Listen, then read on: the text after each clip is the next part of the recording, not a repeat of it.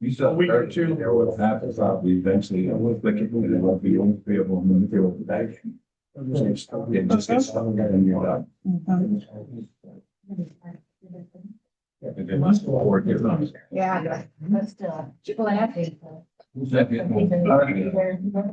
Call this meeting to order. Please rise for the pledge. I pledge allegiance to the flag of the United States of America and to the republic for which it stands, one nation, under God, indivisible, with liberty and justice for all. Roll call. Sir. Carrie Behringer. Here. Paul Cuny, excused. Joe Latte. Here. Robert Laraway. Here. Frank Peavy. Carol Shannon here. Dave Thomas. Quorum. Agenda is before you. If there are no amendments to the agenda. That's it. With unanimous consent. Consent agenda. Nope. Is also there. Anything there that you need? Take out and talk about. Not sure. I'll entertain a motion to pass the consent agenda. Motion made by Dante to pass the consent agenda. Is there a second? Seconded by PV. Second. Seeing none, all in favor say aye. Aye. All opposed say no. Motion carries. All right, trying to get Bill up here.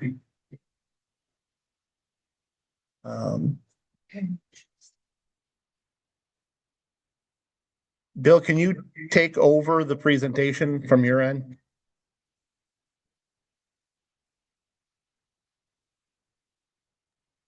I'll send you a request. It says share, then send request. You're good to go. All right. What? Am I on now? You are on, sir. Can you see my presentation right here? See you. We can see you. Okay.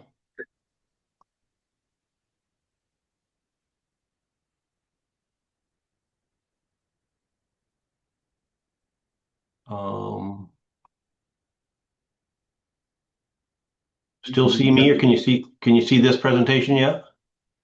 Now we're just seeing you. Okay. Oh, okay. Sorry. I got to click another button. There we go. Okay. Now you can see my presentation.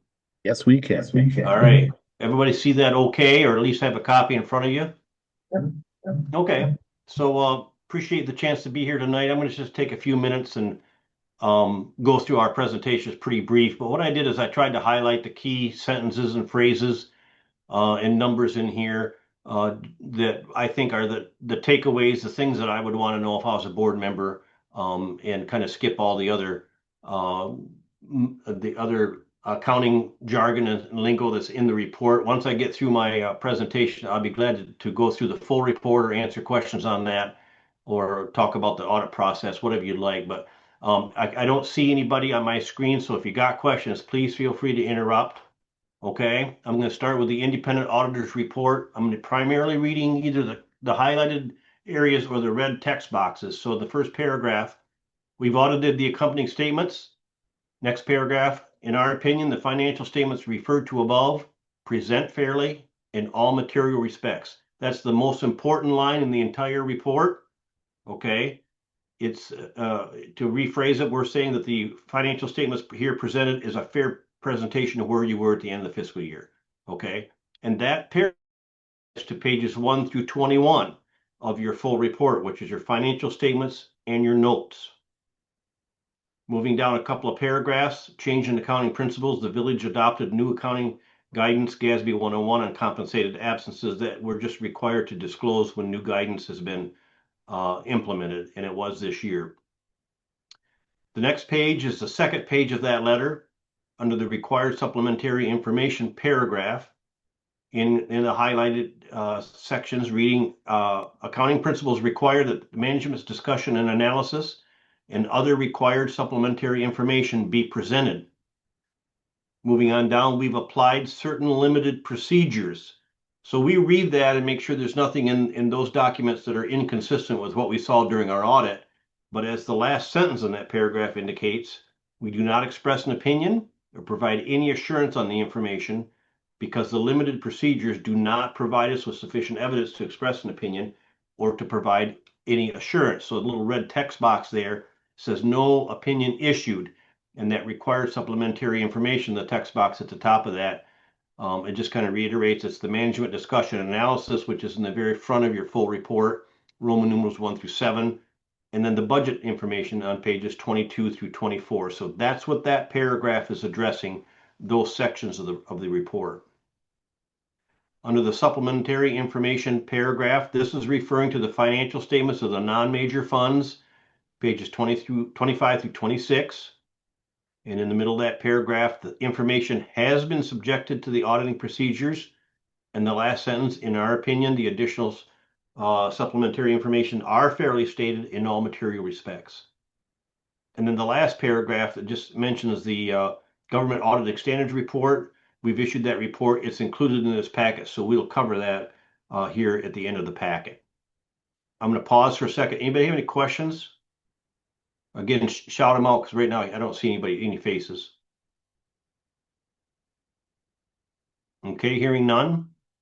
Next page, page 1, this is the statement of net position. This is where we pull all the assets, all the liabilities for the entire village together in one presentation. I just highlighted the unrestricted fund balance. The governmental activities is 603, business type, which is the airport and sewer funds, 5251. So both fund balances are positive. The unrestricted fund balances are positive.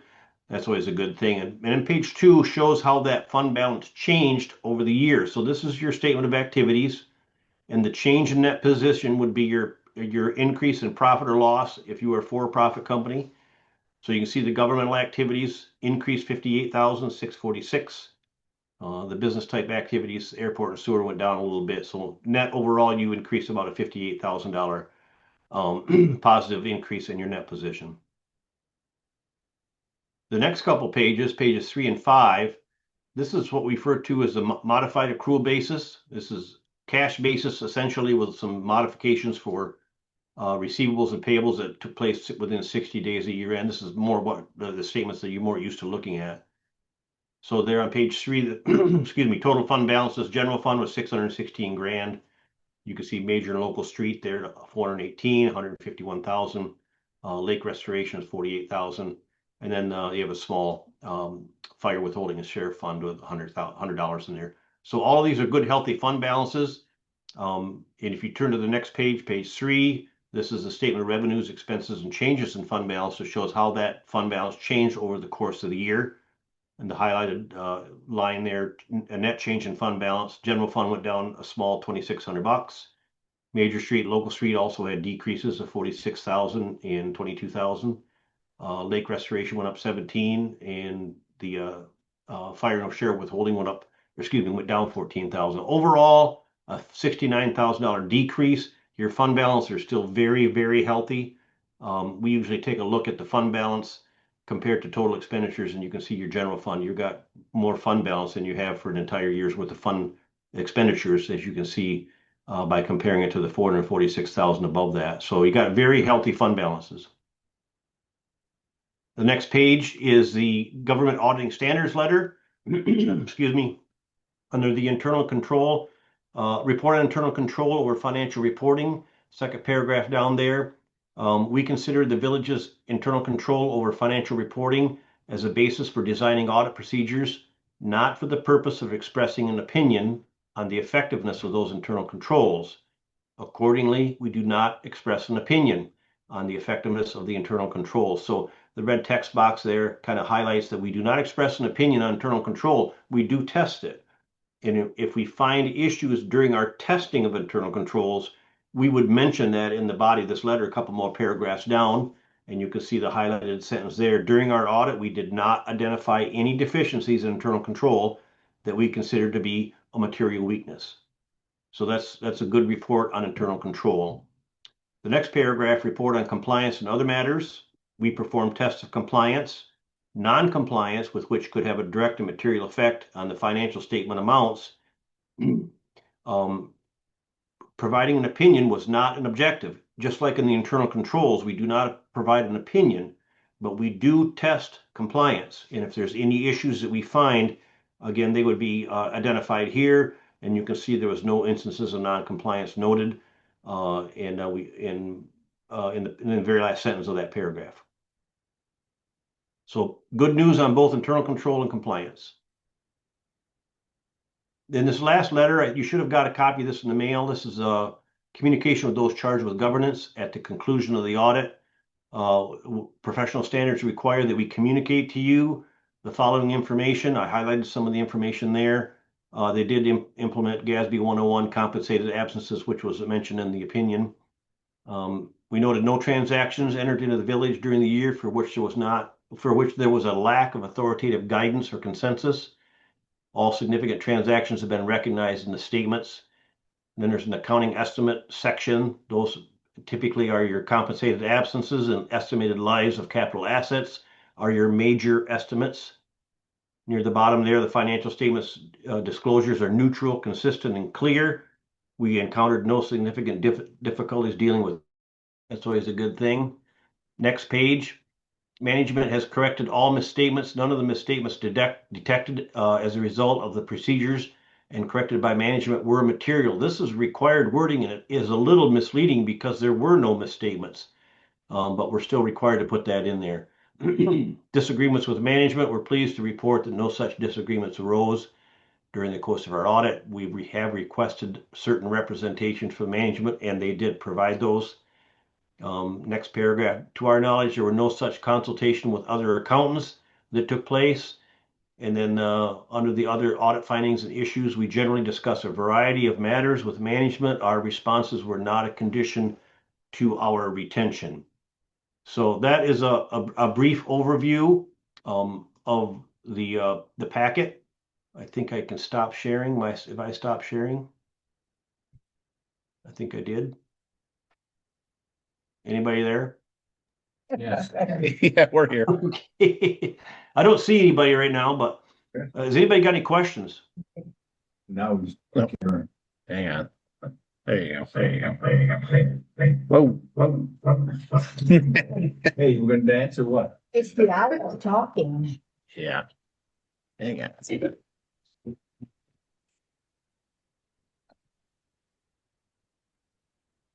How about now, Bill? I get a lot of reverb. And the only thing I see is myself. I think I stopped sharing. Yeah, you did. You're good. Right. So I just unplugged the video feed from here, but I don't think anybody has any questions on our end. No. Okay, well, I appreciate the chance to share with you tonight. If you do have any questions that come up, don't hesitate to reach out to us. Thank you. All right. Have a Thanks, good Bill. day.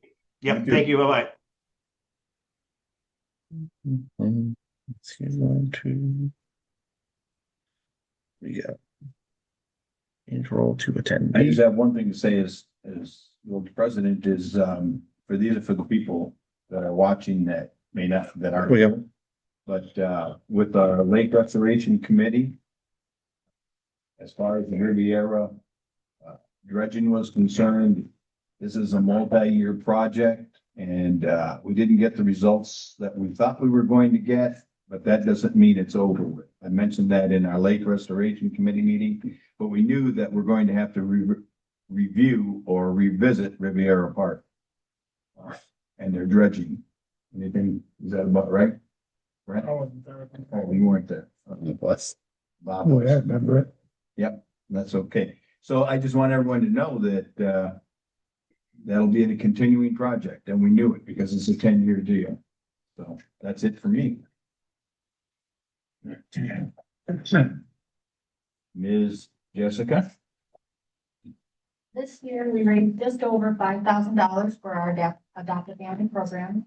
We did it a little differently this year because the schools and the women's shelter actually had families in years past who had to beg for families, which is a good thing. This year, we ended up with 6 families totaling 31 people, 20 of them are children. It was a very long 10-hour day of shopping.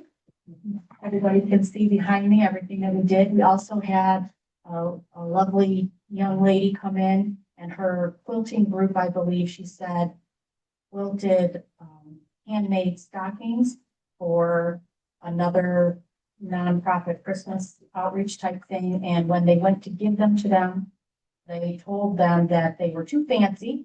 And so they didn't want to accept them, and she asked if we could use them. So we normally do stocking stuffers, and this year's no different.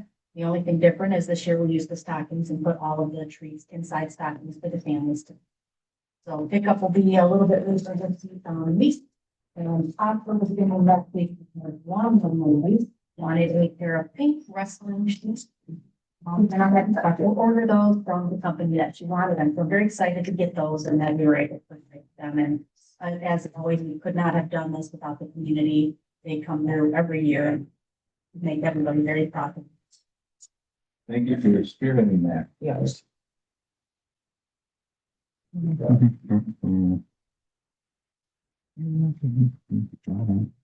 Okay, Mr. Manager. All right. Couple of things here. So in the packet, you've got my written report as I provide it to you every month. Planning Commission meeting last week was pretty good in terms of business taken care of. They held a public hearing and approved the final draft of the master plan with one change. And that's one of the things we're going to talk about tonight under new business. Under number 2 is that action plan that was included in the master plan. And the only thing they changed in that was on number 4. They included that from just realtors and developers to realtors, developers, and the lending community to see if there are special programs that we could help promote. It's not up there. It's part of that strategy in terms of the housing plan component that we put in there in the plan. They decided not to move forward with amending the zoning ordinance to allow cottage food businesses. Planning commissioners had a variety of concerns about it, including potentially attracting wildlife, stuff like that. But what they did suggest and what we did talk about as an alternative would be perhaps it may be worth exploring doing something here at our property, maybe on the vacant lot, maybe tie it to a farmer's market, but model it. This is Western Market in Muskegon up on the screen. And what that is they basically have these little tiny sheds, and those are able to be rented out by, artisans, vendors, those type of things that sell homemade goods or, those type of, oops. I'm gonna regret trying to put it on 2 screens. I am. Sorry. I was gonna try and Be fancy. we'll just do one tonight, folks. There we go. The audit one's always a little bit tricky on my end with the computer stuff you're getting all. But, maybe start with 1, maybe start with 2, something like that. Oh, darn it. But get to a point where that could be something people could rent out. We also talked about during like garage sale weekend, potentially having, they said food trucks. I'm like, well, the Ace does food trucks, but maybe like a craft fair type thing during garage sale weekend. The big draw for our building is real bathrooms. Like it really is like out of bounds. When Scott and Landa owned it, they garage sale weekend like ruined their septic systems because it was the only public bathroom available in the community. So, but something like that was discussed and something that I think we might try and come up with a concept and see if, there's an interest in the community to have something like this. Not sure the scale, size, that type of stuff, but that was the kind of the way that direction went in the discussion. They did set their 2026 meeting schedule. We're going to meet 6 times for regular meeting dates and do it on the even numbered months. So instead of doing monthly, we're doing the 2, 4, 6, 8, 10, 12 schedule.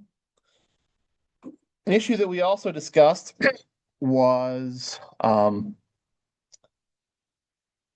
panhandle lots, panhandle from the parks. So there's roughly 40-ish, give or take, of areas like this, and it's up on the board, where the LIPOA parks or outlots have a 10 to 20 foot wide panhandle that goes back out to the street. And it's not an easement, it is physically part of the parcel of the park. So it physically divides, like in this case, lots 18 and 19.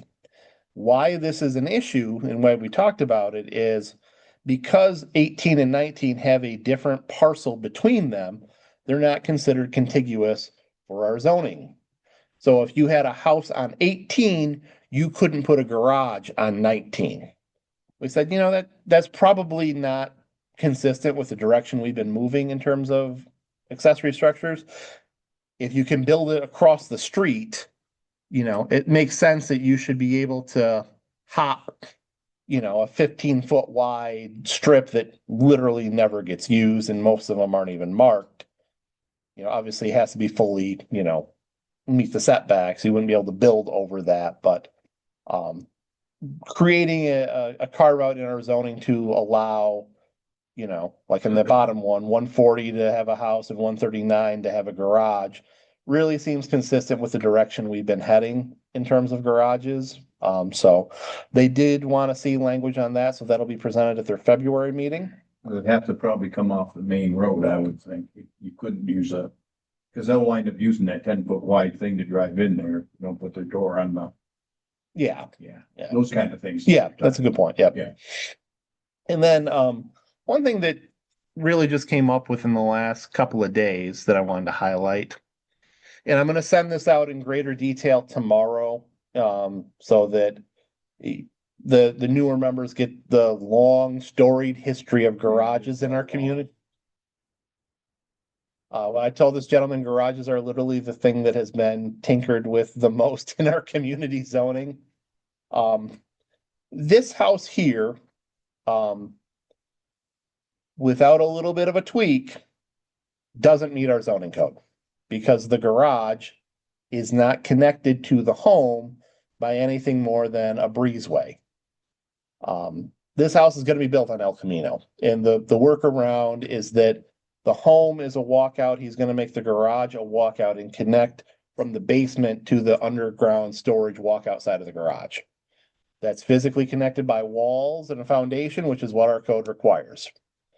But looking at a house like this, to me, I think that is something that we may want to revisit in terms of, would we consider a breezeway, no longer than, 10 feet or whatever, to meet that definition in the ordinance for attached?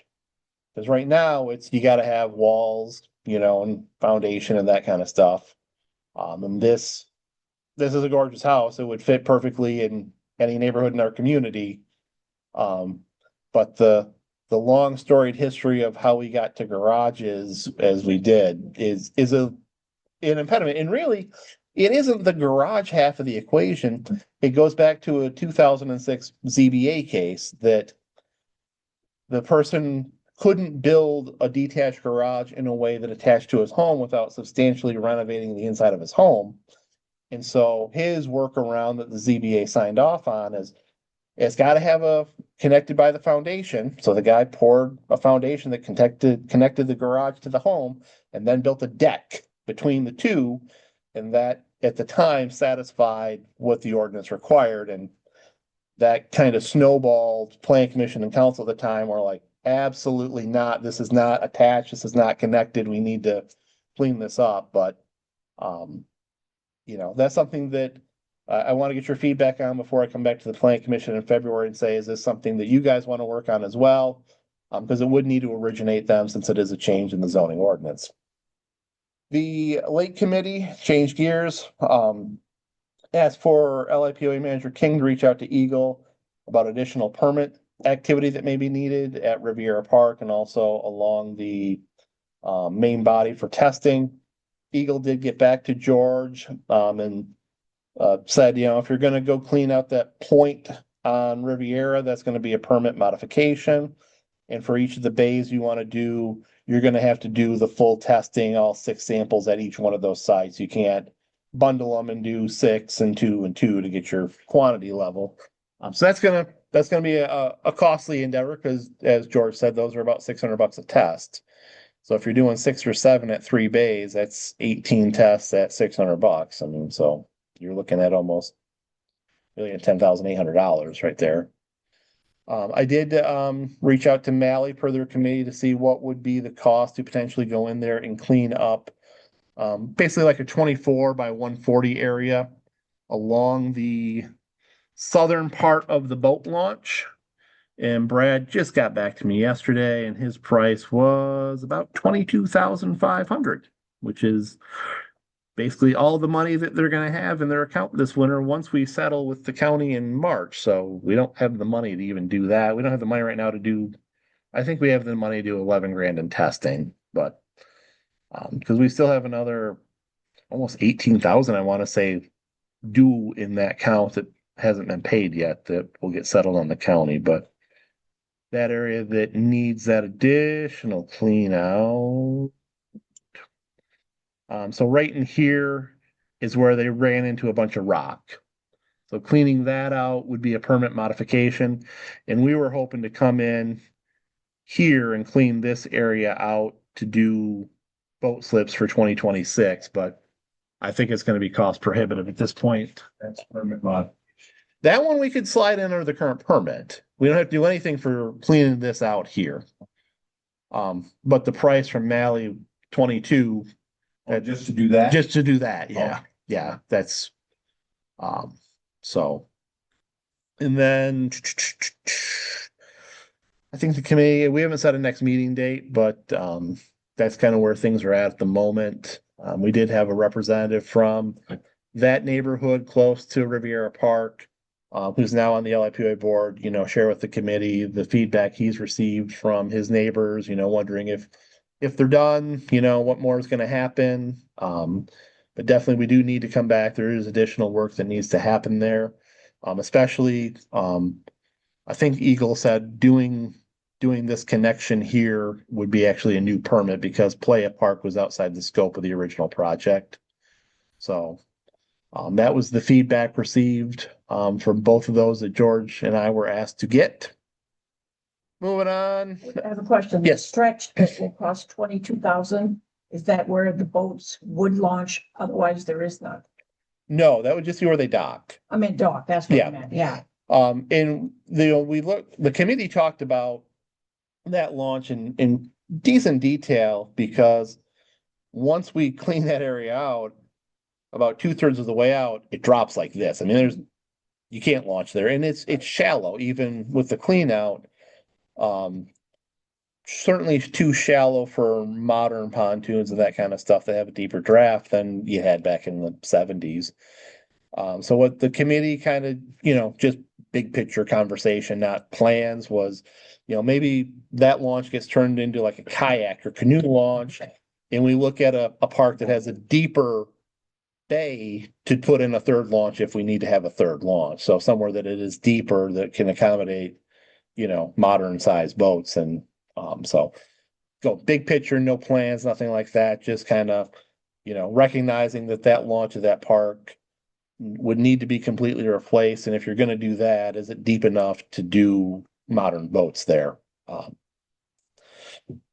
Permit list is in the packet, plus the one approved today for that home that I showed you. Mount Pleasant police activity is in there. I haven't confirmed this with the city, but I believe this is the first time they've ever had a cow versus car accident in their daily. Might need to make up a special merit badge for that officer for responding to that. Really looking into bringing on a part-time person to help with plowing. Right now it's just Jerry and I, and having a third person to rotate through would, I think, be beneficial for all of us and be beneficial when one of us happens to be gone. Because we've gotten a lot of snow already this winter. We've had January weather. And then for those of you fine elected officials, the MML has their advanced and virtual or advanced and core trainings offered coming up, Bay City and virtual. If anyone happens to be interested, please let me know. And compliments to Jessica on the fabulous job she did in making this room very festive. We did that too. For the gangster. You want to be Well, what you? All right there. Well, they're candy cane candies. Yeah. I lost mine. I took two and I don't know what I did it. I lost. Good. I don't know you. That's all right. Anything else? Any questions for Jim? Okay, seeing none. LFAO didn't send a report. Nope. Okay. Public hearings, there are none. Public comments. One item, I attended the Sherman Township Board meeting last night. One of their items on the agenda is they are setting up for their board of review. People need to get trained every 2 years. And their training is taking place in February up at high school. They just paid for that training and they can send up to 5 people. They're all veteran free. I asked if there's an opportunity for us, if we're looking into becoming a city, that if we do that, we are gonna have to have our own board of review as well too. So, the Sherman board was open to saying, yeah, if we wanted to invite 2 people from Lincoln Bell area, preferably Sherman Township, president, that they would be willing to go under their stuff that they paid for doing that. I think it's a great idea. I read it by Tim. He said that it was the same idea. That was a good idea as well. But we know we're gonna have to have a board of review. You get the training in February of next year, 26. That'll cover you for 2 years, in February 28. You can believe, depending on when we become a city, that would give us the opportunity to have at least 2 people trained. Ahead of time left next year, you will be able to participate in the board of review meetings that they have with Sherman Township, so you can get some experience that way as well too. So for me, I would think it's something that you should look forward to a couple of people that would want to go do that training. I just want to let you guys know about it. When is it? I think it's a good idea that we budget. When did you say it is? It's in February. I think she said it was the 17th. It's from like 9 AM to 1 PM. I don't remember what day it is for sure, but I'll find out for you. But if you guys can find at least one person, I'll volunteer to do the other if you can't find 2 people. And go with the board, go for board of review training as well. But to me, I think it's a good idea. I mean, if you want to pitch in, it costs them $50 for the 5 people. If you want to pitch in $10 or $20, that's fine, but they're not expecting it. In that reason, so. But I would like to see at least 2 people trained. So we're ahead of the ball at that point. Anybody currently interested, or you wanna look at that? Okay, I'd say let Tim know and Tim can let you know then. Okay. Thank you. Most of us live in Bloomfield. That's what I'm thinking. Yeah, that's the problem. Okay. Thank you, Mr. Gray. Existing business. Isabella Airport.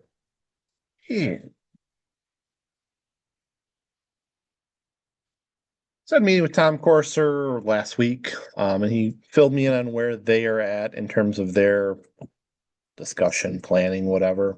He, not they, he has met with an attorney. And he's also talked with a handful of other private airport operators that inherited, a former public use facility.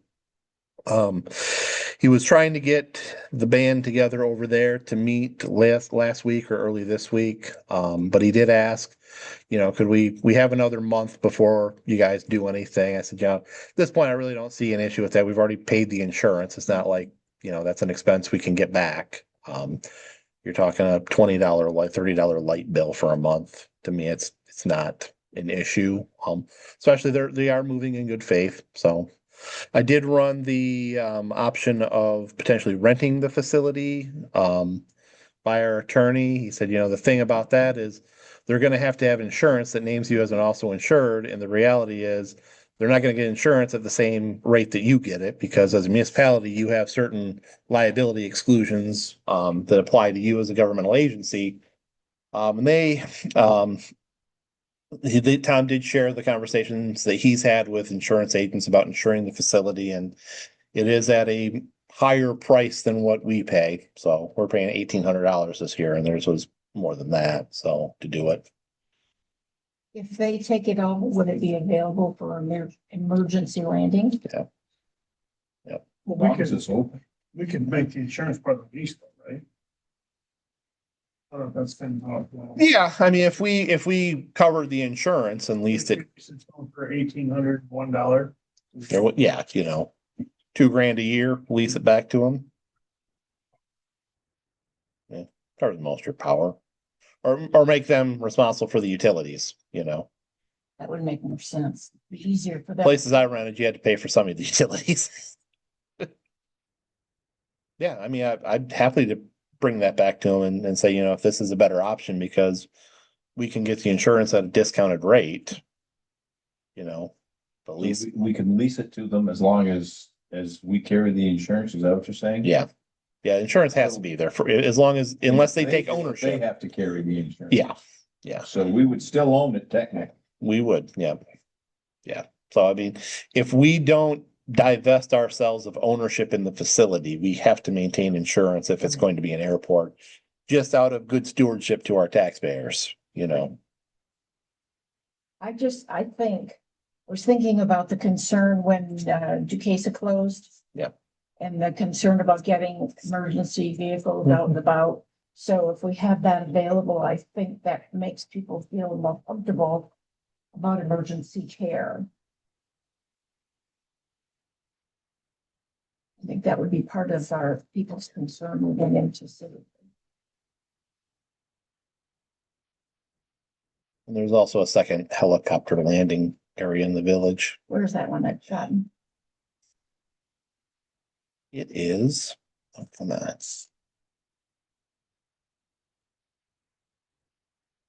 Right here, end of Queensway. So the history on why that is our only cul-de-sac in the village that is completely paved over, where all the other ones have a grassy median, is when Frank Cooley was developing that area, he had a potential buyer who was a helicopter pilot and wanted to be able to land a helicopter there periodically. So he paved the whole thing so that someone could land a helicopter there. And with not having overhead wires in the community, you could very easily land a helicopter there. But that's, that would be something down here, the airport's over here, so Both ends would be covered. both ends would be covered. Yep. And we were gonna have weren't they gonna use this one time for a catastrophic emergency? training? Yeah, that was scheduled for, ironically, the day that the dams collapsed in 2020. Yeah. We were supposed to have a statewide disaster drill at that time that simulated dam failures and massive flooding. And we were gonna They were gonna land them. yeah, we had Blackhawk scheduled to be over the lake. We were part of this big statewide exercise. And then when COVID hits, we're like, no, we're gonna shut it down, boys. Because we had already prepared all the messaging for Facebook and that kind of stuff. Do not freak out. This is a drill. Isn't Orson Welles, we're not Orson. Welles. We're not being invaded. Yeah. Oh, I do too. I think that's a much better way to go. They can do it year by year and Yeah. they feel like they're done, then Yeah. they're done. Yeah. But Yeah, I can 100% talk to Tom and let him know that. I think that's a good way to go. And it's a good support for the rest of the community. So, As long as we're not paying for it. Right. That's the deal. or being reimbursed for it. That's what I mean. Yeah. We get our money back. Cool.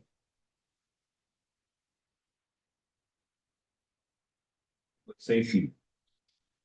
Yeah, so 2026 happens to be an election year.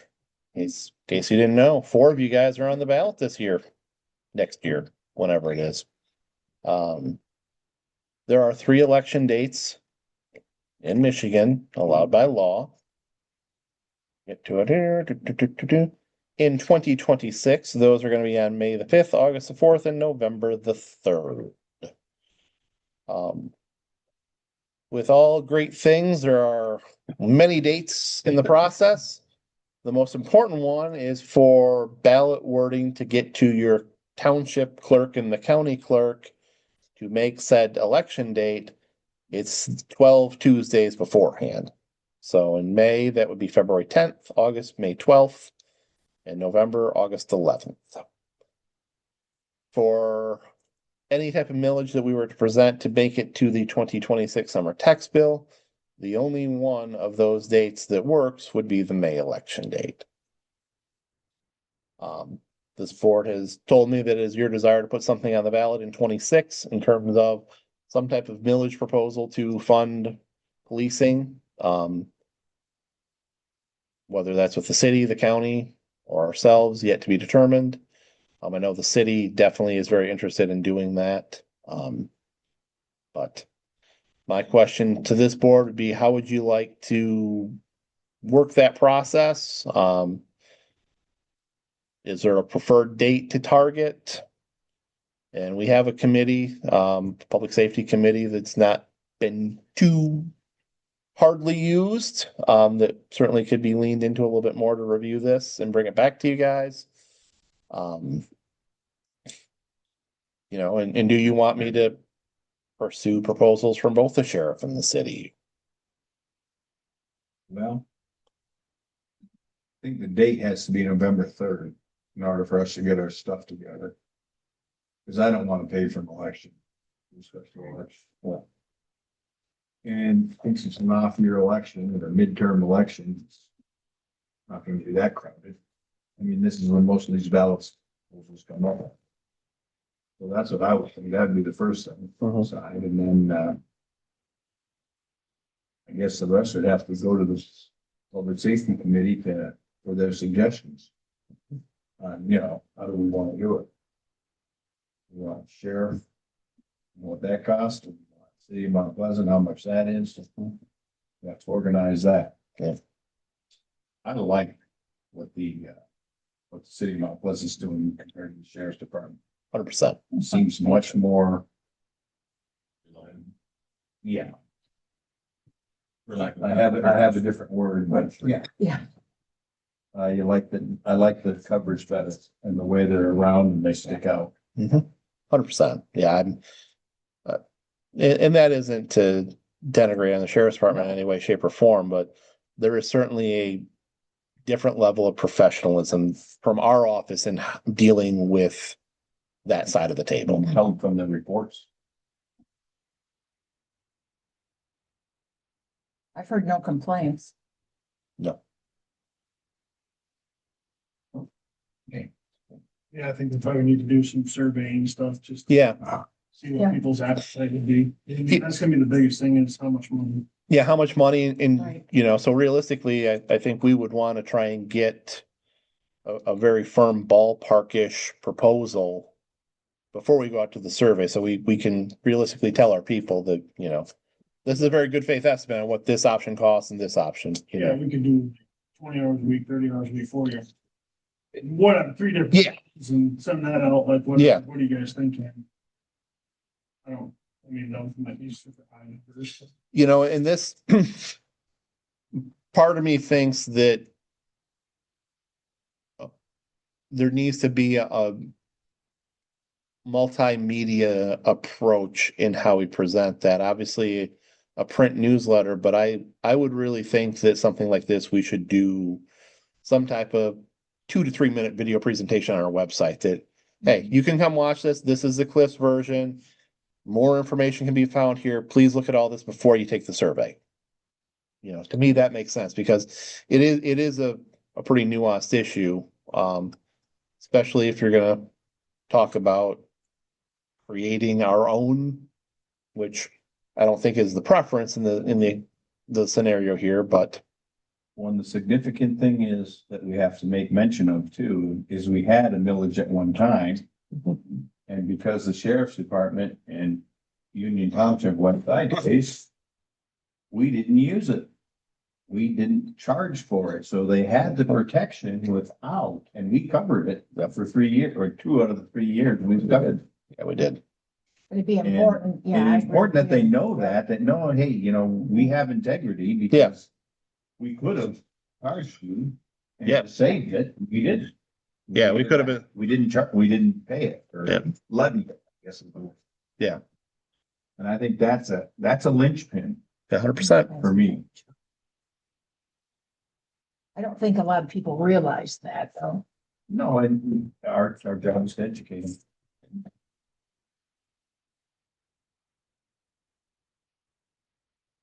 Yeah, I like that idea. What did we spend this year? We budgeted 50,000. We've done 50,000. That's what we budgeted. So we've spent right now probably about 14, maybe, I'm thinking off the top of my head. 14, 16, Since when? this fiscal year. This week. I mean, just to be devil's advocate here, and people will hear that. We had 50 grand this year and last year, you'll have it next year. We got it in the budget. No,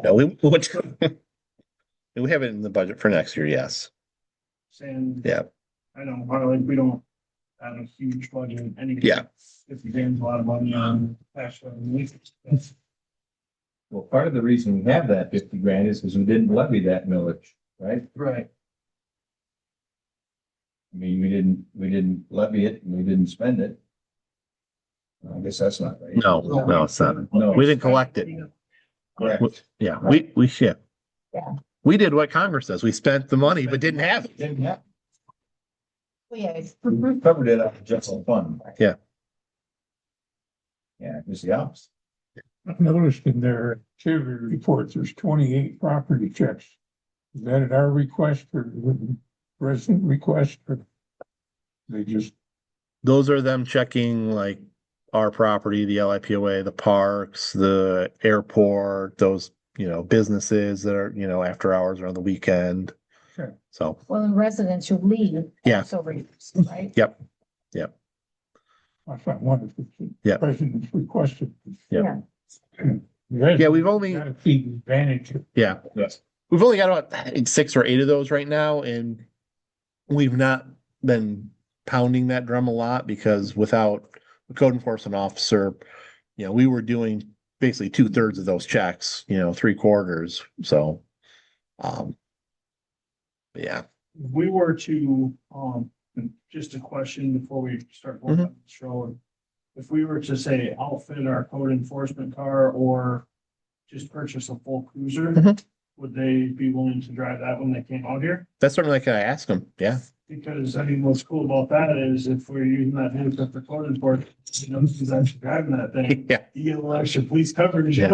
Right. You know what I mean? Just the code Yeah. enforcement cruising around, they don't know if that's a real cop or not. Yeah. That's something that I can definitely talk with Paul and Mike about is, what are things that we could take on in terms of lowering that costs on your side of the table, to make it a more palatable,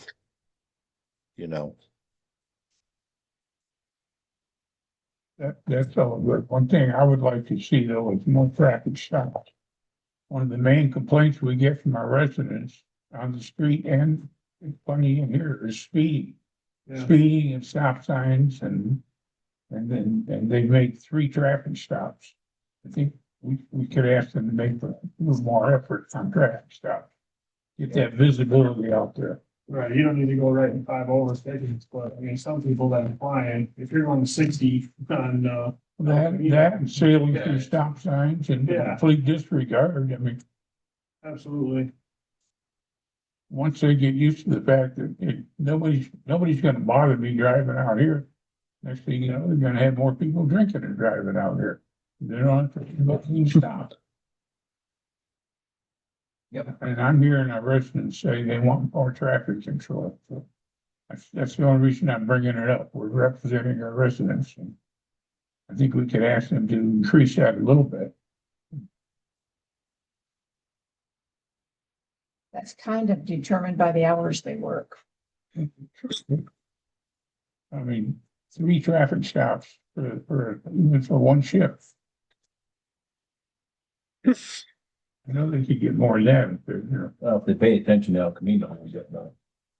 Yeah, but if they're here for 4 hours. Yeah. And we want them to patrol the whole village too, to be visible down every street we can get them on, you know. Well, that goes with what Brent's proposal was, is how many hours of coverage do we Yeah. want? I mean, cause This is, I'm missing here at 18 hours or 16 hours of coverage. yeah, 4 shifts times 4, 16. Yeah, You know, 4 shifts, 16 hours. Yep. And they stopped 3 cars. Yeah, but you have to look at it in 4-hour blocks, because that's what they're here for. And if we're telling them to patrol the whole village, we have 26.5 miles of streets, that's 53 miles they have to drive. If they're doing it at 30 miles an hour, that's 2 hours right there of their shift to patrol the village. And they're doing, you know, there was 7 stationary radar times they indicated. You know, as they say, you can't force people to speed, but again, it goes to your point too, that if they're working a evening shift and there's not traffic here, you know, we don't want them sitting out on Coldwater. You know, we want them in the village. Cost, you know, we can put Yeah. together options and we do the survey, you know, we can let people kind of decide, you know. Yeah, 100%. Focus of coverage, you know, and see, you know, what people are thinking, like speeding. I mean, I think that it does need to be addressed. I think. This is exactly what I'm saying. Yeah, We hear it from our residents and in here, we hear it on the street. The other night on Queensway, I was passed on that double yellow line. Yeah, just flew by me. How's it? Slammed on his brakes, turned on to Sevilla. Right in front of me. Blew the stop sign at Barcelona. Then turned into my neighbor's house. we gotta do a bathroom.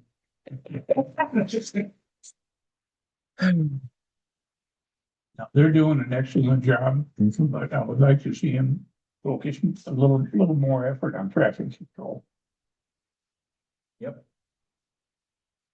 okay, so we're talking about, that public safety committee meeting then, and get some ideas. Yeah, we can. Yep. oh, you're an alternate? Paul's gone. That's you right now. Oliver, that's not true. Yeah, We were an alternate. yeah. I'm in till May. Oh, all right. No worries, we'll say raise. Right. All right. Anything more about that? No, good, new business. Holiday office hour. So we are closed the 24th and the 25th. We are closed January 31st or December 31st and January 1st. My question to you fine folks is Friday the 26th. I don't anticipate any reason to be here. Anybody? Should be closed. Jerry and I will still obviously be around to plow, you know, but And then, comes in the 26th. I would agree. by the second we'll all be ready to get back to work. Mhm. Yes. That sounds good. You just forward the phones to your cell phones. You don't get it when you're plowing, right?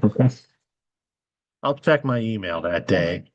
I typically come in and check messages on my days off too. Yeah. All right. So, no, close the 26th. All right. Master plan housing. So yeah, one of the last things that we did in terms of the master plan, we added a couple different sections that were not in draft 1A or 1B. And my mouse has died over here.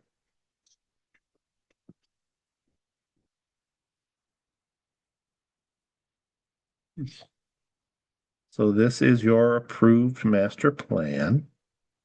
Oops, wrong way. Make it smaller. It's available on our website. we have, of course, the acknowledgements of all of our council members and planning commission members. I know you can't see it because it's small.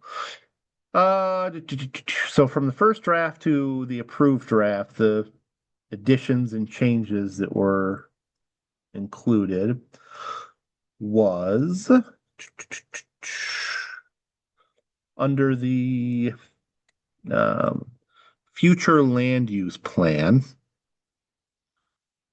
First, under the infrastructure and capital improvements, we listed the foreseeable projects that are going to be discussed in terms of major streets, local streets, other facilities, our property.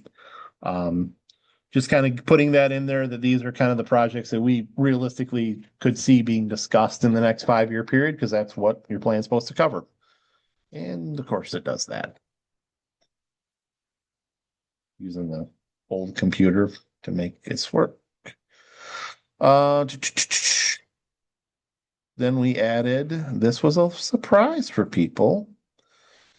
In terms of future land use, we have discussion there, objectives and goals, obviously, some specific areas like the airport, Coldwater Road and Birdie, Queensway and Bundy, Lake Isabella North, those were all in that draft. What was new is we added waterfront residential development. And the reason we did that is the Planning Commission wanted a map showing all of the remaining available waterfront lots in the community. So there are about 124, I think, off the top of my head. 9 of those are river frontage, with 3 of them in shore, 6 of them in Canterbury Estates, or by the airport. The vast majority of the waterfront lots that are available are the Broomfield Township side, and Foresta Verde, Gulf Estates 2, and Platinas Point, down in that part of the village. You get into the older, more established plats like Gulf Estates 1, North, Plat 1, Plat 2, Plat 3, Plat 4, and those are almost completely built out. There's some up in North, really on kind of the armpit of Bonita Bay, as I would describe it, way up at the end there. And some of this too is there are several properties throughout the village that are waterfront where the parcel is 2 or 3 lots. We didn't conceptualize out that, someone could, carve out one of those 3 lots and sell it off. Like we went with what was vacant now, that wasn't tied to a home or other development like that. So seeing that in there shows you, that we aren't built out by any stretch of the imagination. We still have lots of growing to do. We have tons of back lots available too. And that's shown on the existing land use map, which is prior to this, where all those gray areas are vacant lots. Then we added, what else did we add in here? I think those were the ones up until we get to the housing plan. So we had talked extensively at the Planning Commission. We talked here, how do we put, meat on the bone of the target market analysis that we had done. And so we came up with kind of an 8-step plan. And what we did on all of these was kind of identified who's got the lead role, what priority it is, how long it would take to do this. So first one, simple, create and maintain a development-ready list of parcels. That's staff role, Planning Commission support, high priority, says 6 to 9 months, but we can knock that out probably in a couple, 3 months.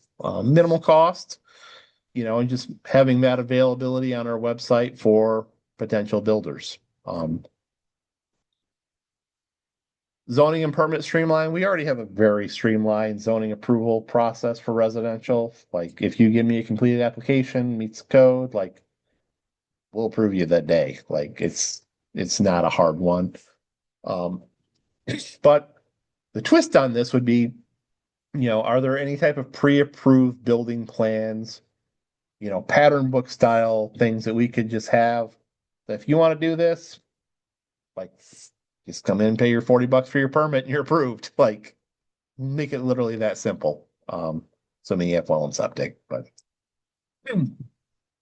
3, coordinate infrastructure planning with projected housing demand. So this is, identifying infrastructure gaps that may prevent future development. Make sure those are integrated into our CIP and pursue grants where feasible. It's kind of a medium priority, and it's a medium priority mainly because without water and sewer, you're not going to have high density development. You're not going to have that. It's just not out there. 4, formal outreach to lenders, home builders, and developers. So create informational packets, kind of host an annual builders roundtable, proactively market development ready areas, include financing options and information on any special lending opportunities available to the community. This is one we could leverage our partnership with MMDC to broaden that outreach to. And all these have metrics on, how we can judge whether or not we're being effective. This would be, how many people we've engaged, proposals, feedback, that type of stuff. Housing market community promotion, use our website, brochures, regional partnerships, social media to highlight the community as a desirable place to build. Track that, with website traffic. Annual housing market review. Really, this is going to be super simple in my opinion, because statutorily we already have to create an annual planning and zoning report. Got to do it every year. It's part of the Planning Enabling Act. Well, gee, it's really not hard to add another section in there that this is the housing activity for the previous year. What are we seeing? And we have a table of that on the front page that, lists zoning permits, new homes, meetings, ordinances, variances, but kind of expound upon that in a more detailed way, with a little bit more analysis, I think has some value. Are there housing initiatives that we could look at? Some of those things perhaps in the code, the zoning code, those come often in the form of like density bonuses. So if you're gonna, do this type of project and, have whatever you want to put in there for, green space or whatever, you get a density bonuses. And then there's some of that already in the code. The zoning and Enabling Act allows for, I think, cluster development. So if you and a developer agree that they can take the entire allowed development, units for that area and do it on a smaller area, that's something you can agree to. And then last but not least, and this is one that got brought up in liaison last time we met, which was last year. But, engage in more discussion with the association about things like the Good Neighbor program and, those type of community events and activities that could foster, engagement among neighbors from different areas of the lake who might not engage with each other. Ideally, we would love for the association to take more of a lead role in this area. But it may be one that if they don't want to, I think would be worthwhile for us to explore. But, we have a very good working relationship through the Lake Committee.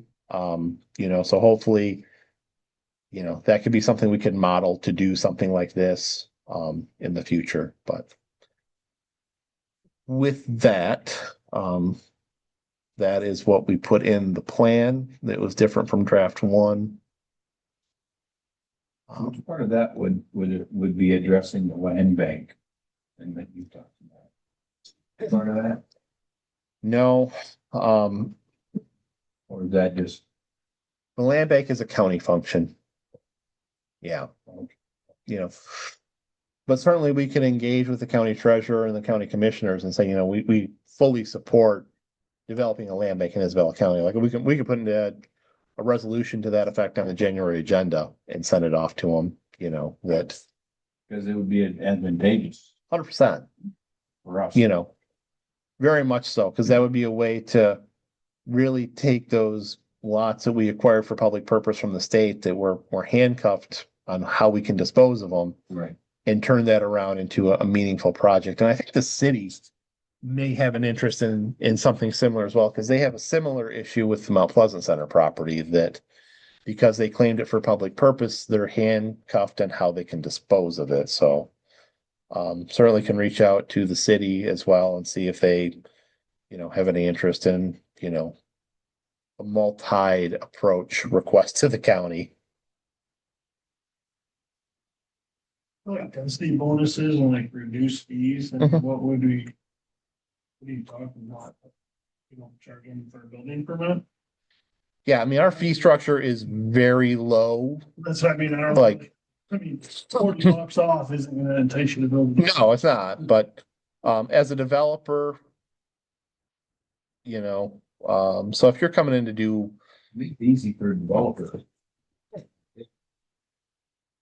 I know one complaint you hear from people that don't live out here, just the fact that you have to deal with the property owners association and zoning. Yep. I mean, if we could talk them into scrapping permits and stuff, I mean, our zoning is more depth than theirs anyway. So, I mean, they can't be making all that much money. I mean, $20 for a new home, like. Yeah. I mean, even if we build 10 homes, they're not getting rich off it. It's just red tape for no reason, I think. I don't know if, Extra work for residents. yeah, I mean, even if we tacked on $20 to our permits and gave them their $20, so people didn't Yeah. fill out 2 permits. That would Mhm. streamline things. People, yeah. it would be, I don't know if they'd be into that, but Yeah, like we charge $600 if you're gonna come in and do a site or like a new plat or a site condo development.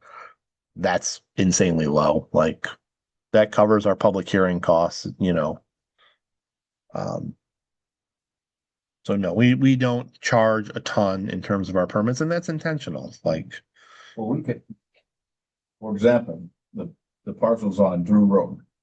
Yep. In the north.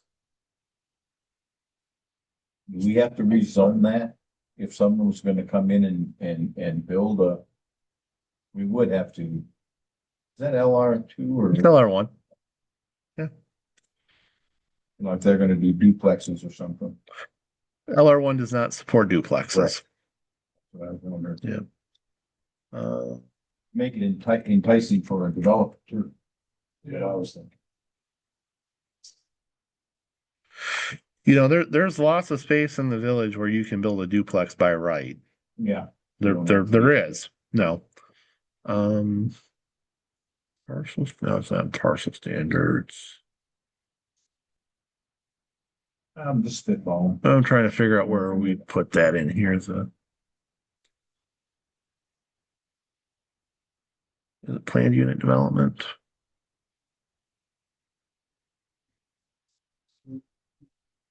they're, Eventually. yeah. Yeah, I mean, we're not making more land. Right. We're gonna. Yeah. If you don't, I wasn't reading about bills, like we'll try to find a lot. Used to be school districts, so can't find it, and we have a lot of amenities, natural gas, fiber internet. I mean, those are huge things, paved roads. I mean, those are 3 things that would build a house without those things. Right. But, we have a nice neighborhood without, a ton of traffic. No taxes. Compared to Mount Pleasant, yeah. I mean, compared to anyone, really, if you Yeah. really want to look at it. It's true. Very true. So I always laugh when someone says, "Hey, can you lower my taxes?" Like, For what? yeah, I'm gonna pay you. yeah. Would. I'm gonna replace my sod if I don't collect from the tax.